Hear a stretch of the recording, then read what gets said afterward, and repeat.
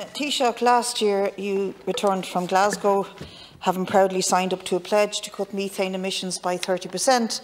But when you got off the plane, we discovered that this state had no intentions of doing anything like that.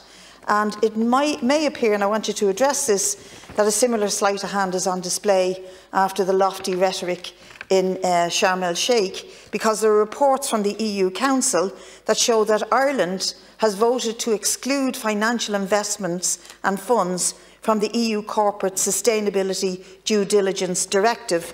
Now that means that, as an Oxfam report recently showed, a huge proportion of the emissions that are causing the climate warming on the planet come from the wealthiest people on the planet, and the fossil fuel industry will continue to be funded and will have no problem getting the funds it needs to have a boom in gas infrastructure globally, because Ireland is leading the charge, along with Luxembourg, to exclude financial investors from this very important sustainability directive. Will you please address that? In terms of Deputy Bríd Smith, again, Ireland has been in the lead in terms of loss and damage and in terms of climate finance more generally, and in terms of so it's not lofty rhetoric at COP27. There was no sleight of hand last year either. It's been portrayed that way.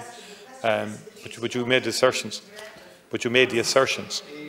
But you did make the assertions that there was sleight of hand, and I am entitled to rebut that. You know, and I think most people, yeah, well, if you'll allow me to, most people at COP accept Ireland's bona fides in respect of climate finance and in terms of loss and damage. We've led the way on that. Well, then in future, I will come back to you on the specifics of your question in terms of I will come back to you on that, but in future, if you want specific answers to specific questions, don't be making the assertions you're making. Well, not. Well, I'll follow that up and I'll come back to you on it. Yeah.